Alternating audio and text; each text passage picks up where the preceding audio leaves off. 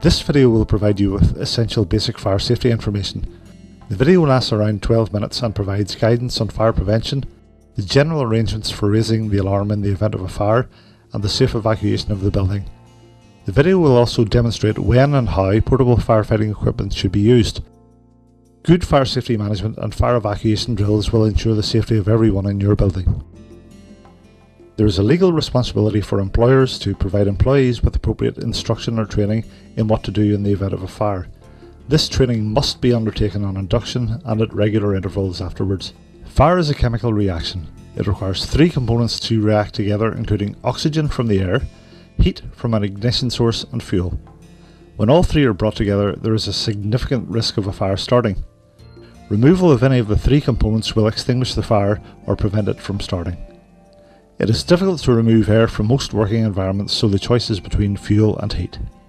Most buildings contain many materials that burn: paper, plastics, chemicals, flammable liquids, and so on. Proper storage of these will help to reduce the risk of fire. However, there will always be some combustible materials around. The heat required to start a fire usually comes from an ignition source.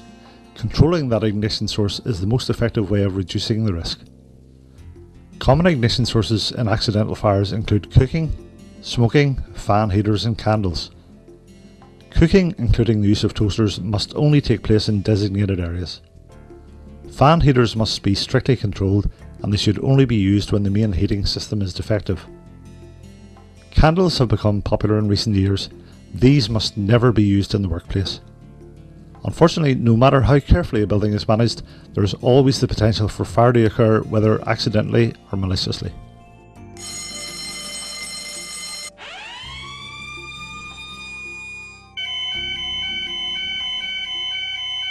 Attention, attention! Please leave the building by stair A.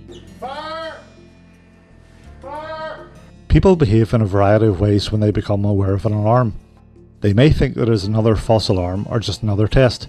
They may wait for further information. They may go and investigate or seek friends and colleagues, or they may stop whatever they are doing and leave via the nearest available exit. In almost all circumstances, the only proper reaction is the last one. Fire and smoke can spread rapidly, particularly when fire doors are defective or wedged open. It is vital that people respond correctly. Almost every building has fire action cards placed around the building, normally adjacent to the fire alarm call points. The fire action cards give an outline of the action you should take in the event of a fire. If you discover a fire, you should raise the alarm by shouting "Fire!"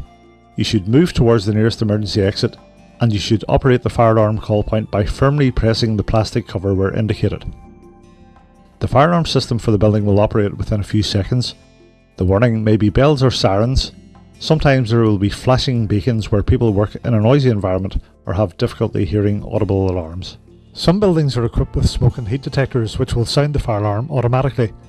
People with particular hearing impairments may be provided with pagers that operate with the fire alarm. It is essential that someone within the building contacts the fire and rescue service to give details of the address, the nature of the incident, and whether anyone is thought to be in the building. This duty is often designated to door security personnel. Some buildings have the status of their fire alarm system remotely monitored by an alarm receiving centre. Although the alarm receiving centre will contact the fire and rescue service when the system is activated, it is essential that a confirmation call is made from the building. In most buildings, it will be necessary to dial 9 for an outside line before dialing 999. When you hear or become aware of a fire alarm, you must leave the building immediately by moving towards the nearest available exit. In some cases, you may have to leave a different route from that normally used. Fire exit routes are indicated by green running man signs. Do not return to collect personal belongings, and do not wait for a fire warden to ask you to leave. Try to close doors behind you as you leave the building. Visitors should be made aware of the fire policy of the building.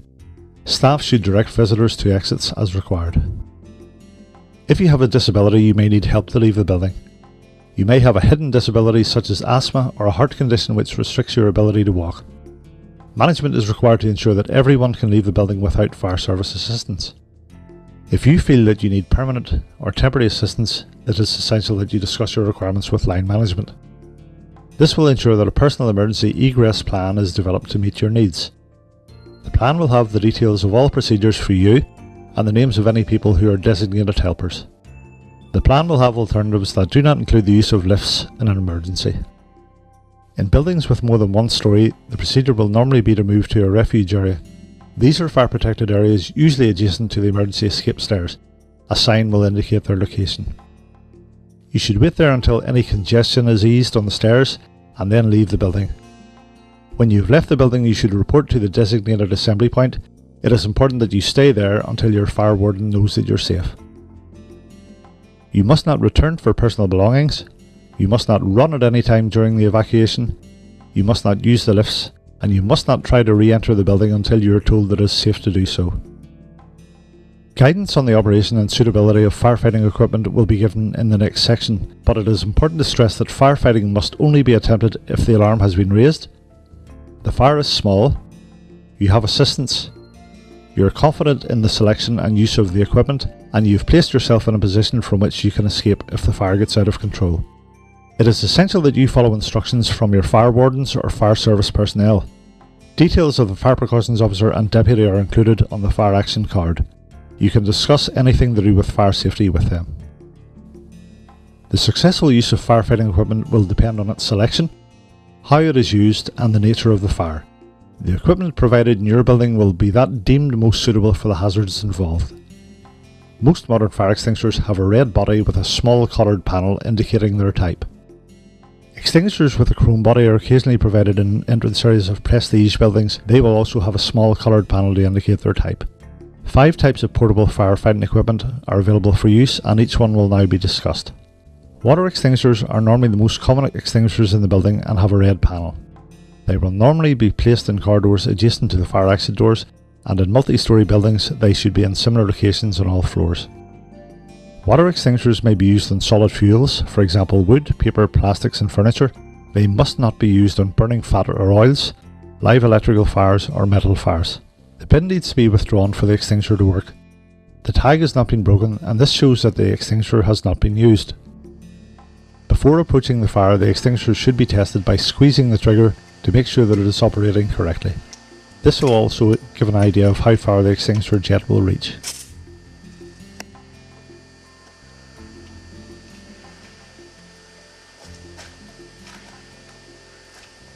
The jet should be directed at the base of the flame and kept moving across the area of the fire.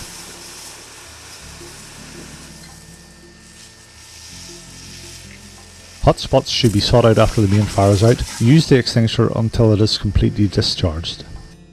Carbon dioxide extinguishers have a black panel.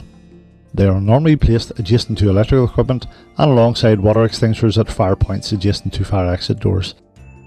These extinguishers are safe and clean to use on live electrical equipment.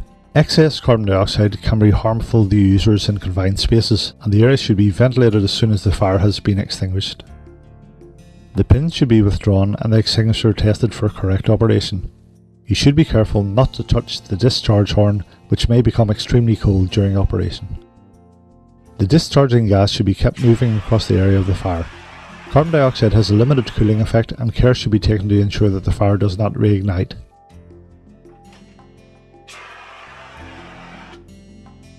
Ensure that burning contents are not dispersed due to the high pressure of the gas. Dry powder extinguishers have a blue panel. This type of extinguisher may be found in almost all locations and can be used on most types of fires. They are particularly suitable for small liquid fires and electrical fires.